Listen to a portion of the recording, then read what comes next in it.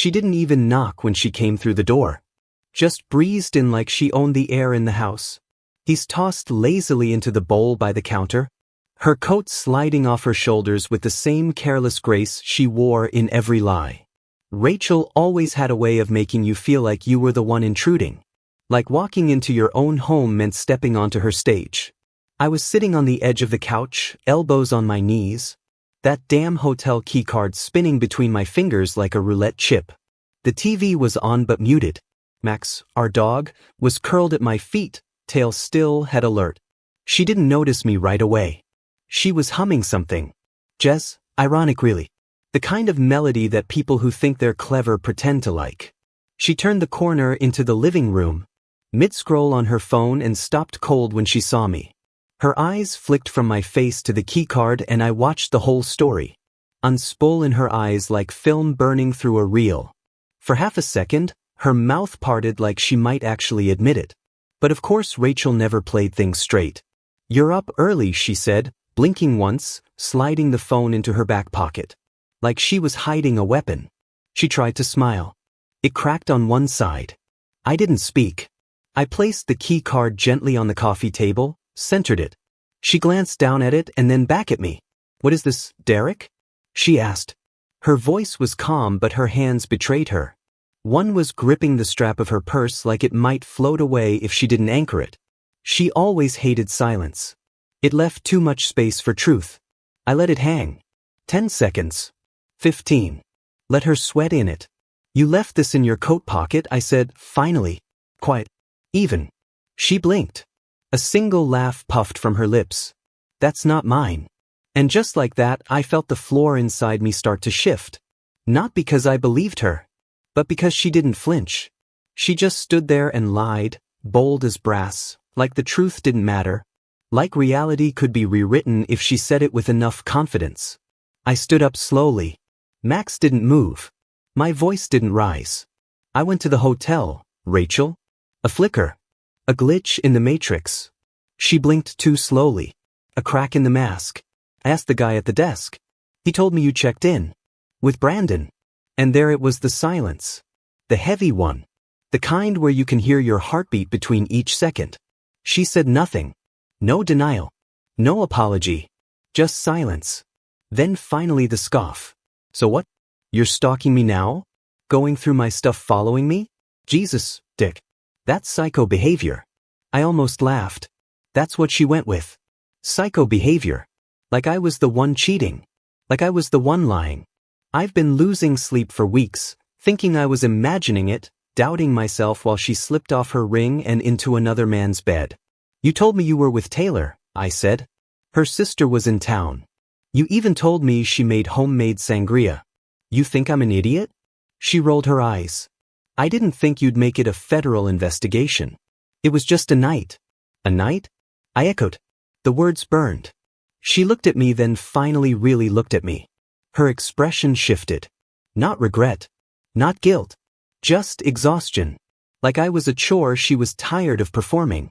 I don't love you anymore, Derek. That sentence didn't even hit like a knife. Knives are personal.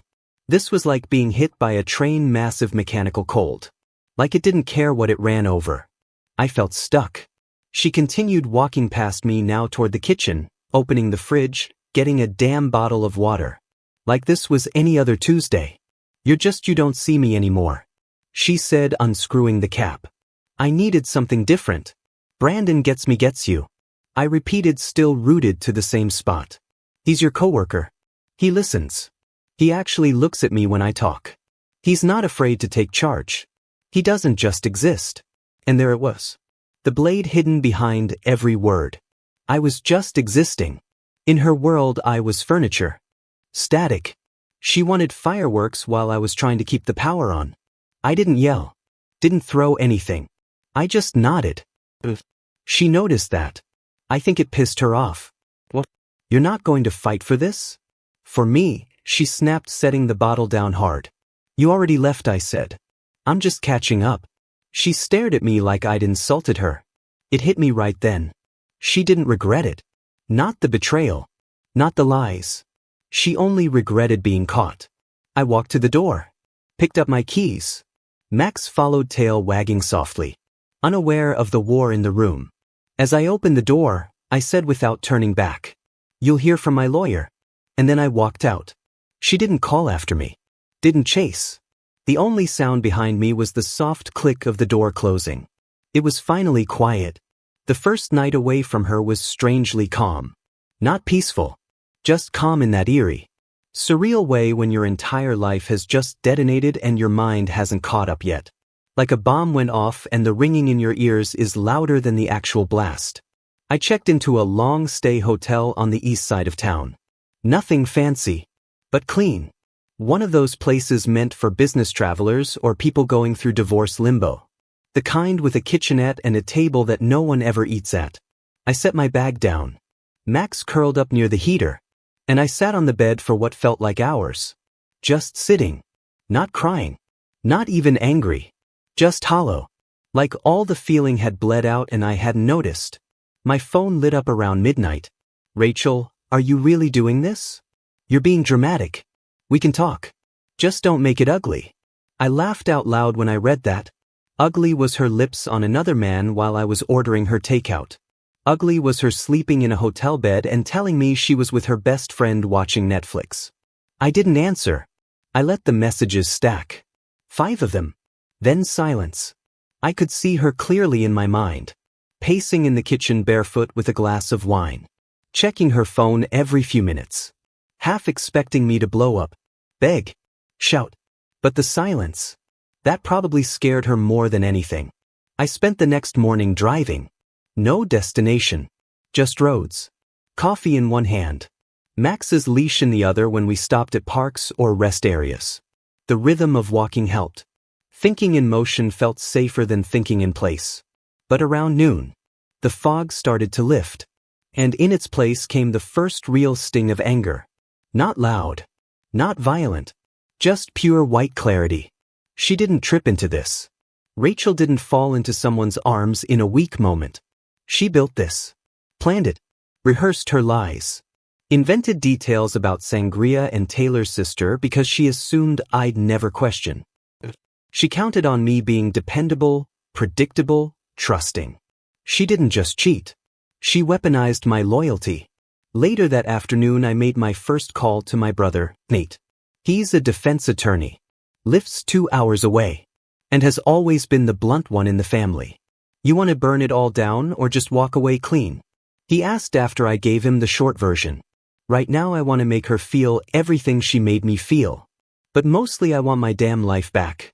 He didn't sugarcoat it. Told me I could file immediately. I had a woman named Greer who specializes in high-conflict divorce cases. Just in case she tries to twist this into something it's not. He added, "Someone like Rachel? She's going to rewrite the story the second you stop listening." He was right. Because not even 24 hours later, I started getting texts from mutual friends. Some awkward, some concerned. "Rachel said you guys had a fight? She told me you've been emotionally distant for a while. Are you okay?" There was. She was building the new version of the story. Laying the bricks before the truth could breathe. I called Taylor the real Taylor. She didn't know anything about a girls' night. Hadn't seen Rachel in over a week. "Wait, what?" She said I was where? Taylor asked. Her voice cracked. "Oh my God, Derek. I didn't know. I swear." I believed her. She sounded devastated. Like she realized she'd been used as Rachel's human alibi without ever being asked. And it hit me. This wasn't new for Rachel. This wasn't just Brandon. This was a pattern. Maybe not always physical. Maybe not always full-blown affairs. But it was always about the game. The control. Seeing how much she could bend reality and still be believed. The real story wasn't about Brandon at all. He was just the latest prop. A plot twist in her endless performance. And suddenly I didn't want to save anything. Not the house. Not the memories. Not the version of us I kept on life support out of hope. I wasn't a character in her play anymore. I was going to burn the script. The papers were filed on a Thursday morning. It was raining. Not dramatically. No thunderclaps or movie scene symbolism.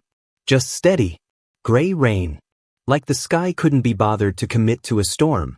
I drove downtown to Greer's office, walked in, signed the documents, and walked back. Out in under 30 minutes. That's how easily 7 years of my life became paperwork. Greer was sharp, calm, surgical. She didn't ask for emotional context. Didn't press for details I wasn't ready to say out loud. She just asked the important things. Any assets in dispute? Is she contesting the divorce? Not yet. Do you want spousal support? God no. Do you want to keep the house? I paused. Let her keep it. Let her sit in the ruins. The whole time I kept thinking about that moment she looked me in the eye and said, "Don't love you anymore." Like it was a switch she flipped. Like it was as simple as that. And now here I was walking out of a law office with a manila envelope under my arm. And no ring on my finger. Rain slipped my shoulders. I didn't run. I let it soak in. Later that day she called me for the first time since the confrontation. Not text called. I saw her name light up on the screen and let it ring twice before answering. Derek, she started, and her voice was different. Less composed. Sharper around the edges. I saw the email. You filed. The pause. I could hear traffic in the background on her end. Maybe she was outside the office. Maybe she was with him. Can we talk before this gets messy? Messy? I echoed. Rachel, you cheated. On me. Lie to me. Use people who trusted you to cover your tracks. You don't get to call this messy just because I won't let you walk away clean. You're acting like I'm some villain, she said, a laugh in her voice like I was being unreasonable. Things weren't perfect between us. You know that. No one's perfect, Rachel. But I didn't quit. You did. You just didn't tell me until after you'd already moved on. And then she snapped. Oh, grow up, Derek. You think marriage is supposed to be a fairy tale forever? Things got boring. You got boring. You stopped making me feel anything, and Brandon actually listens to me. There was the tantrum of a child disguised as a grown woman. You think I'm boring? I said quietly. What I think is you're a coward who couldn't handle honesty, so you chose drama instead. You wanted fireworks, so you lit a match in our living room. She didn't respond. I heard her breathing sharp through her nose. You don't even love Brandon, I continued. You just love being wanted. You love the chase. You love being chased. But when someone actually keeps you, you break the glass and blame the house for the fire. Her silence was louder than her voice. You can have the house, I said. I already moved out. I'll send someone to get my things. You don't have to see me again. I didn't think you'd be this cold, she said finally, but there was something brittle in her voice. Not sadness, disappointment. Like she expected me to still play my role. To keep orbiting around her gravity. You should have thought about that before the hotel. I ended the call before she could. That night, I drank a little. Not much. Just enough to feel the warmth in my chest instead of the cold in my spine. I walked Max down to the lake trail near the hotel, let him sniff everything twice, let him lead. For the first time in weeks, I didn't feel like I had to watch my back. When I returned to the room, there was an envelope slipped under my door. Inside, a handwritten note. You're throwing everything away. But go ahead. Burn it down. Just know you'll never find someone like me again. No signature. But it didn't need one. Rachel didn't write that for closure. She wrote it because she was losing control. I tore it in half. Then again. Then again. Max barked once from the corner like he approved. And I sat back on the bed knowing the real storm hadn't even started yet. 3 days after the papers were filed, I got an email from HR. Apparently Rachel had contacted my company's ethics office claiming I had access to her private information without consent and engaged in threatening behavior. The words were vague intentionally. The kind of accusation that raises eyebrows without having to be proven. I sat at my desk, scanning the email, hands clenched so tightly the veins showed. She was trying to destroy me now. I called my manager immediately. He'd known me for 5 years, seen me come in early, stay late, mentor the new hires. Never caused a scene. I have to ask, man, he said voice tight, is there any truth to this? No, I said without even blinking. This is retaliation because I filed for divorce. To his credit, he believed me. At least he said he did. But the damage was done. HR scheduled a neutral inquiry. A polite term for we're covering our asses while we see if you're a liability now. That was Rachel's next move. If she couldn't guilt me back, she'd try to make me regret leaving. She wanted chaos. She wanted me to break. I didn't. Instead, I hired someone. A private investigator. Not because I wanted revenge. Not because I cared what Brandon's job title was or how many other hotel key cards existed. I hired him to make sure I had proof. Because Rachel wasn't going to stop a character assassination, she'd rewrite the whole marriage. If I let her. 2 days later he called me. Mr. Cole, I found something. Actually, more than something. He emailed me a folder full of pictures, time-stamped, clean shots. Rachel and Brandon walking out of his condo at 7 a.m. Her car parked outside his office for hours in the middle of weekdays she claimed to be working late. One photo of him kissing in his car. Another of them checking into a different hotel across town. Different from the first one. A pattern. Consistent. Even found transactions on a credit card in her name, restaurants she told me she hated, bars she claimed were too loud. Apparently they weren't too loud when Brandon was buying the drinks. I forwarded everything to Greer that same night. This helps, she replied simply. A lot. By the end of the week Rachel's tone changed. No more boldness. No more threats. She called again, but this time she was soft. Sweet even. The kind of voice she used when she wanted something. I've been thinking, she began, maybe we shouldn't rush into finalizing this. I mean, what we had, it meant something. I was just confused. Were you confused in the second hotel or the third? I asked. She went quiet. You made your choice, Rachel. The moment you thought I'd never find out. I didn't plan to hurt you, she whispered. You planned everything else, I said. You lied to my face, manipulated everyone around us, and now you're trying to play the victim. You didn't want me, you just didn't want me to leave first. And for the first time since it all started I heard it. Her voice cracking. You really don't want to fix this? She asked. Not with someone who shattered it on purpose. Then I said the last thing she didn't expect. I don't love you anymore, Rachel. I heard her inhale sharply. She didn't speak again. I hung up. No rage. No shouting. Just silence. After that she stopped trying to reach out. Maybe it finally hit her that I wasn't coming back. But Rachel wasn't done. Some people, when they start to lose control, don't surrender quietly. They escalate. The next thing I got was a knock on my door at 11:30 p.m. And it wasn't Rachel. The knock came soft at first. 3 slow taps. At 11:30 at night, any knock feels like a threat. I paused. Max lifted his head and let out a low warning growl. I opened the door halfway, cautious. Standing there in the corridor was Brandon. Button-down shirt, sleeves rolled, tie undone. Like he'd just come from some bar or sales dinner. His face was flushed, drunk, or pretending to be. His jaw was tight, like he'd been rehearsing something in the car but couldn't settle on which version to go with. We stared at each other for a second too long. Can I come in? He asked. I stepped out, closing the door behind me. Brandon looked around like someone might be watching. Then he exhaled through his nose, rubbed his hand over his face, and laughed one spitter. She said you'd make this difficult. I leaned against the door frame. She's still talking about me? That's sweet. She's not doing well, he said. I waited. She's been crying. She's not eating. You humiliated her. That actually made me laugh. Not because it was funny, because it was insane.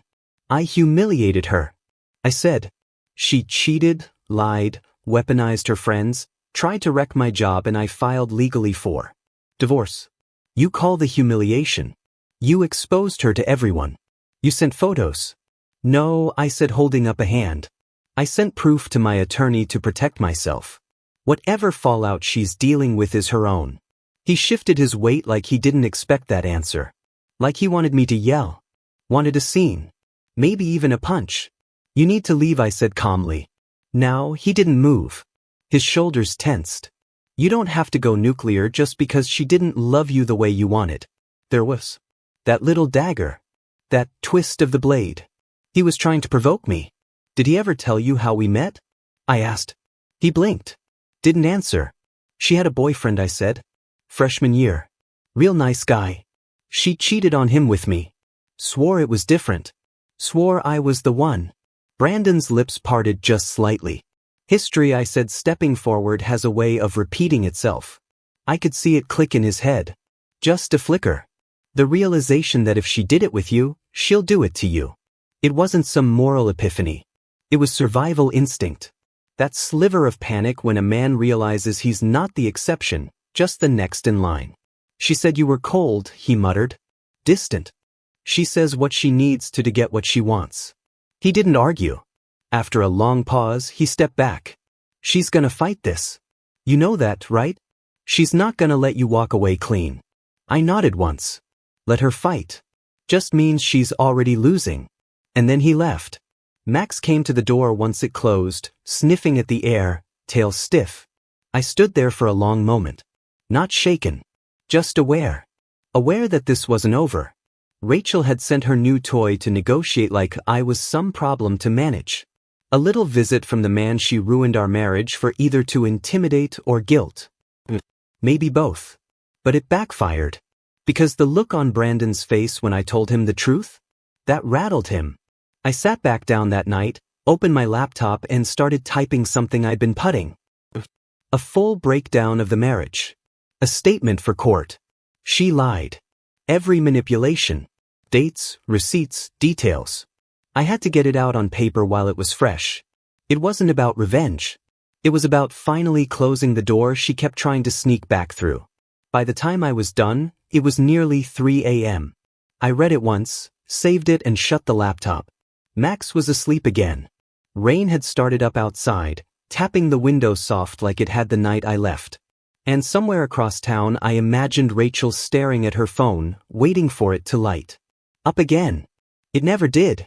The court date was set for a Monday morning. Nothing dramatic, just a preliminary hearing to establish the process. No jury. No flashing lights. Just cold paperwork, timelines and controlled tones. But Rachel didn't show up alone. She walked in wearing that same perfume she used to save for dinner parties and anniversaries. Like this courtroom was just another audience. Her makeup was flawless. She smiled at the clerk. She wore a light gray blazer over a black blouse, trying to look like the polished victim. In a lifestyle article titled "When Marriage Breaks Down and It's Not Your Fault." Brandon was with her. Not at her side, he didn't even sit with her. But he was there, hovering near the back. Watching. Waiting. She wanted me to see him. Like a silent message, "I've replaced you." And I brought proof. But what she didn't know, what neither of them knew, was that I had already handed the judge a packet. A carefully compiled record of everything she'd done. The dates, the photos, the text messages. Even a notarized statement from Taylor about the fake girls' night she had never hosted. When the judge glanced through the file and looked back at Rachel, her posture shifted. Ever so slightly. That's when it started. The slow unraveling. Rachel had spent weeks spinning a narrative that I'd grown cold, that I was controlling. That I'd emotionally abandoned her. But facts are poison to fiction. And the packet I submitted was pure venom. Her lawyer asked for a recess halfway through the first exchange. I saw her whispering rapidly to Rachel as darting down at the photos. By the time the judge called us back, the tone had changed. No more smiles from Rachel. No more perfume and practice posture. Just pressure. Press. When we stepped outside the courtroom during a break, I caught her watching me. She didn't speak. Didn't blink. Just stared like she didn't recognize the man who wasn't begging for her anymore. I met her eyes and held them. Then I turned my back and walked to the vending machine. Got a water. Drank it slow. On the way back in, Brandon approached me. "Can I talk to you?" he asked, voice low, nervous. I stared at him. I didn't answer. I just waited. "She told me you were different," he started. "That you were shutting her out, that she was miserable. She tell you I was paying her phone bill while she was texting you from my couch?" That shut him up. "She lied to you too," I said. "Don't take it personally. She's got range." He looked like he wanted to say something else. Maybe apologize. Maybe defend her. But the word stuck. He stepped back instead, nodded once and walked away out the door. He didn't come back inside. That felt final. We returned to the courtroom. The judge looked at us, expression unreadable. Given the information submitted and the lack of contest from the respondent, she said, ice flicking to Rachel's lawyer, this divorce will proceed under grounds of marital misconduct. Uncontested by the petitioner. Translation: she can't lie her way out of this. I didn't smile. I didn't nod. I just exhaled. When it was over, Rachel stood near the bench, eyes on the floor. Her mask was gone. No tears. Just that flat, stunned silence of someone realizing they've lost not just the game, but the rules they thought they wrote. I walked out without looking back. Outside, the sun had finally broken through the clouds. For the first time in weeks, it was warm. Max was waiting in the car, tail thumping against the back seat when he saw me. I scratched behind his ears and he pressed his nose to my shoulder like he knew. I didn't cry. I didn't cheer. I just drove. Forward. Not away. Just forward. Rachel's name was still in my phone. That night I deleted it. And I slept without waking. The strange thing about endings is how quiet they are. There's no explosion. No closing credits. Just absence. Rachel was gone now, not just out of the house or the courtroom or my phone. She was gone in the way people fade from a dream after you wake up. You remember the shape of them, but the details don't stick. And yet, the fallout didn't stop. A week after the hearing, Rachel started posting Instagram stories, Twitter posts, carefully curated captions. She wasn't ranting. She was performing, painting herself as the wounded phoenix, the misunderstood woman, finding her truth. She posted photos of yoga classes, green smoothies, sunsets with vague captions like, healing isn't linear. You know the kind. And then came the real kicker. Sometimes, walking away from toxicity is the most loving thing you can do. For yourself. Toxicity. She was rewriting it again. But this time I didn't care. Not because it didn't sting. Of course it did. But because I finally understood the truth. Rachel didn't just want to win. She wanted applause. And if she couldn't get it from me, she'd build a stage somewhere else. People like her don't crave love. They crave an audience. A few friends reached out. The real ones. The ones who didn't buy the influencer version of events. Taylor sent me a message. She's trying to spin this like you were some villain. I shut it down. Just so you know. Another came from my cousin Michelle. She posted a photo with Brandon. Caption said, when it's real you just know. I nearly threw up. I didn't respond to either message right away. I didn't have anything to say. What could I say? Let her put on her show. Let them watch. I was done being part of the script. But not everything could be left behind so easily. There was still the house. I'd given it to her in the divorce, my choice. I didn't want it. Too many memories soaked into the walls. But we still had to coordinate one last thing. The transfer of my stuff.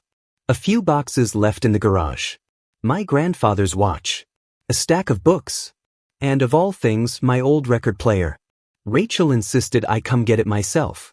Said she didn't trust movers with sentimental things. Classic move. She wanted to see me again. One last attempt to sink her claws. In under the pretense of civility. I agreed. But I brought Nate with me, my brother.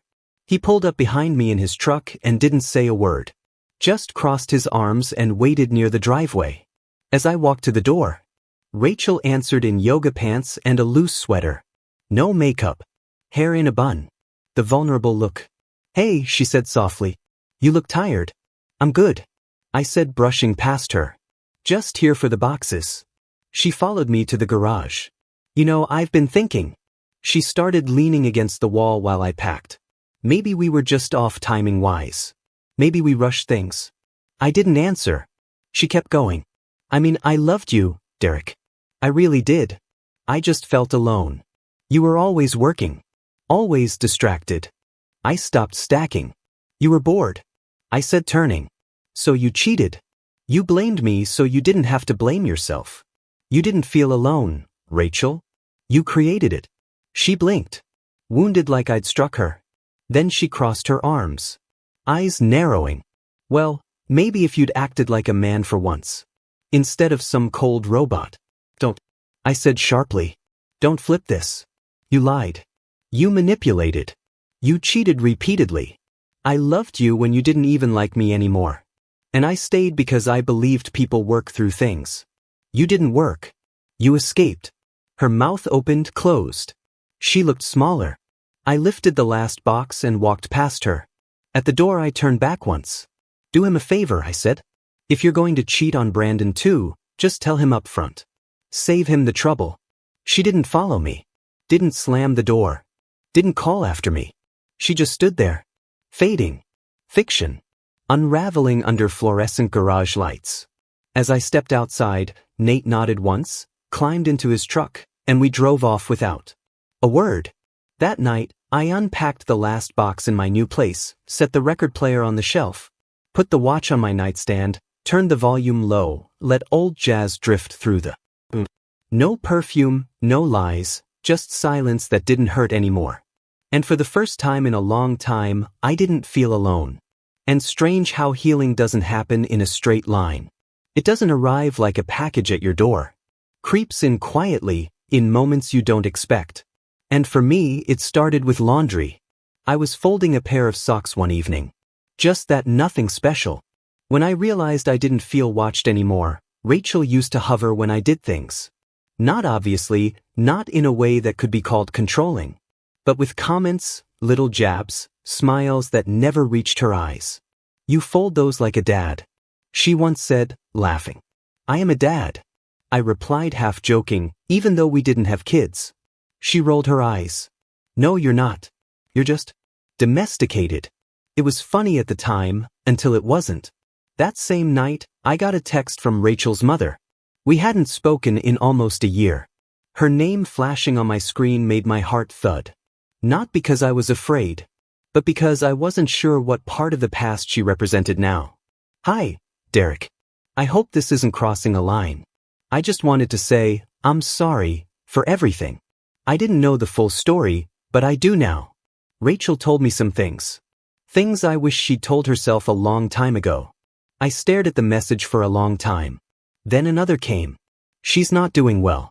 She won't admit it, of course. She thinks you set her up like all this happened to her.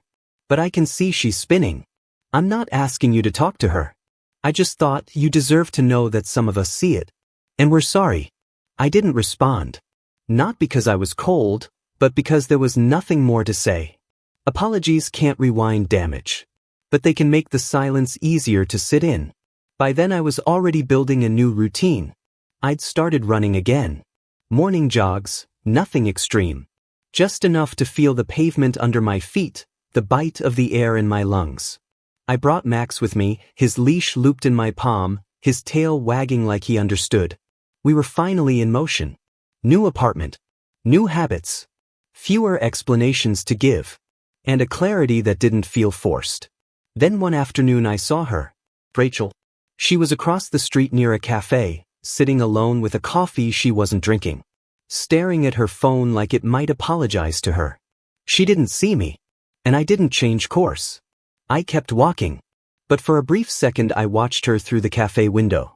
She looked tired. Smaller somehow. Not physically. Rachel was always trim, always stylish, but something in her posture sagged. Like her confidence had frayed at the edges. Like maybe the performance was costing more than it paid. Part of me expected to feel satisfaction. I didn't. Just detachment. There was a time I would have crossed the street. Sat down. Asked questions. And it answers. Thanked for a conversation that could never be honest. Yeah. I walked on. 2 blocks later I stopped in a bookstore and picked up a novel I used to love but hadn't reread in years. Sat in the corner with a coffee lost in words that didn't lie. Time passed and I didn't notice. Rachel faded into the background of my day like an extra on a set she used to own.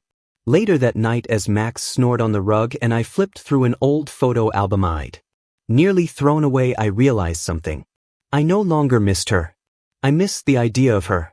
The version of Rachel I built in my mind. The one who didn't lie. The one who loved without conditions. The one who never really existed. And letting go of that version. That was the hardest part. But it was done. Not because I forced it. Not because I pretended. But because the truth finally spoke louder than the fantasy. The truth was simple. I had survived her. And better yet, I had escaped her. The first time I really laughed after everything, it caught me off guard. I was at my friend Kevin's place. A small group of us just watching a game, beer in hand, the kind of night I used to take for granted when Rachel still held the keys to my schedule. She hated Kevin. Call to Mimiture said his house smelled like bachelor rot. I hadn't seen him in almost a year.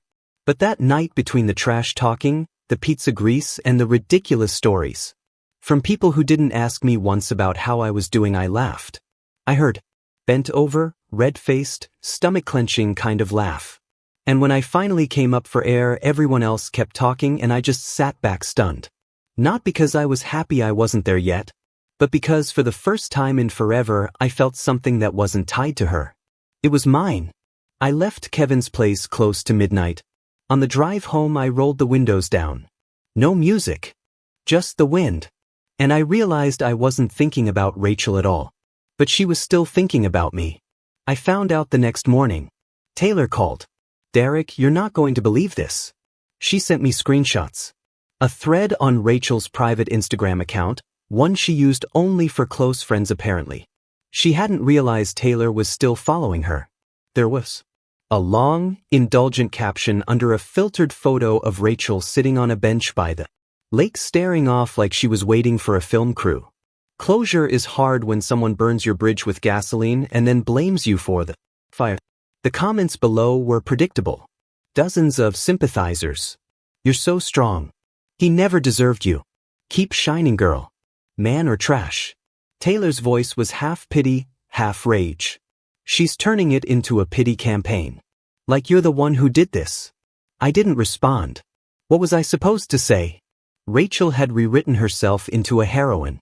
The same woman who cheated, lied, manipulated, sent her boyfriend to my door and filed fake complaints at my job was now a goddess of heartbreak, having filtered grief for likes.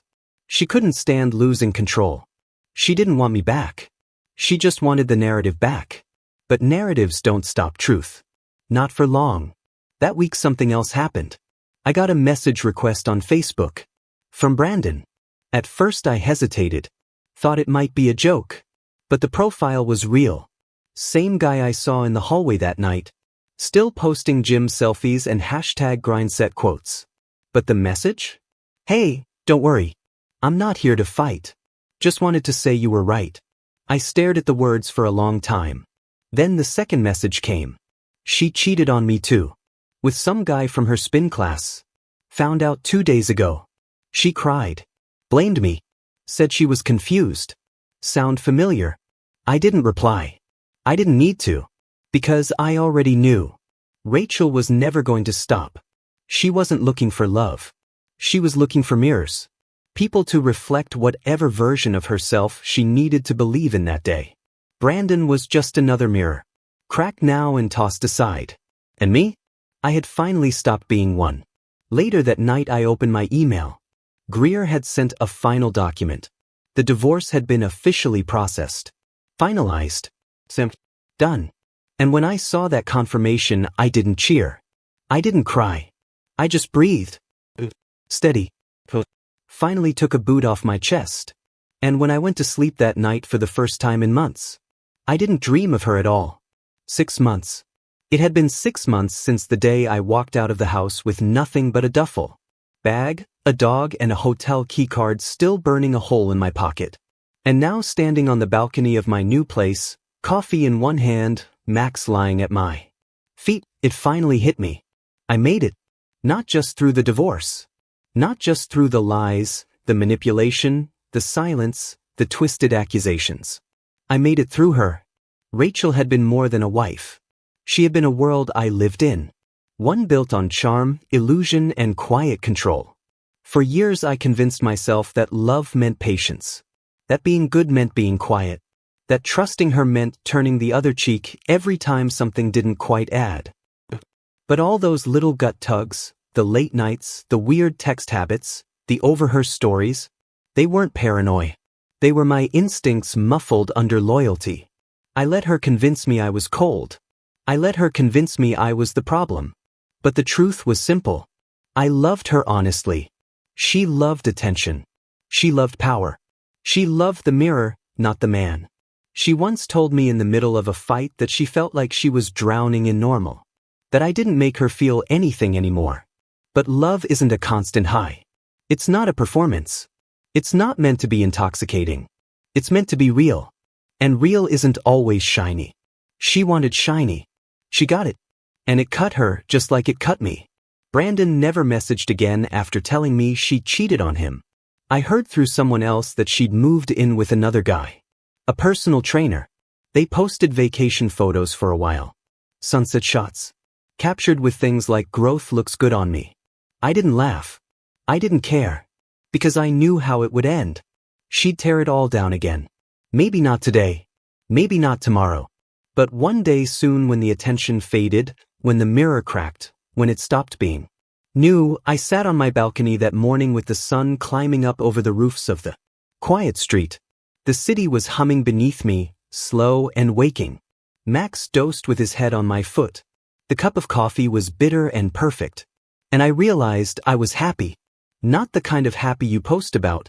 Not the happy that needs to be seen to be real. The quiet kind. The kind that grows in the soil left behind after everything else burns. I started dating again slowly. Nothing serious. Just conversations. Real ones. The kind where I didn't have to pretend to be less or more. The kind where I didn't feel like a supporting actor in someone else's script. I met someone a few weeks ago. Her name's Erin. She's kind, sharp, steady. Doesn't talk in riddles. Doesn't make me guess.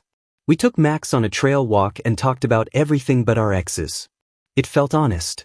Not dramatic. Not explosive. Just right? Maybe it'll turn into something. Maybe not. But for once, I'm not rushing it. I'm not building dreams on shifting sand. And if I could go back? If I could stop myself from walking into Rachel's world all those years ago? I wouldn't change it. Because I needed to break to understand what whole feels like. So here's what I'll say to anyone reading this who's been where I was. Believe your gut. Don't romanticize disrespect. And when someone shows you who they are, stop editing the image. Closure doesn't come from their apology. It comes the moment you stop needing one. Rachel once told me I'd never find someone like her again. She was right. Thank God. Thank you for taking the time to read this story. If you enjoyed it, subscribe, like and share in the comments. Remember, history is a witness to the past, a light of truth, a living memory, a teacher of life, a messenger of antiquity, and see you soon.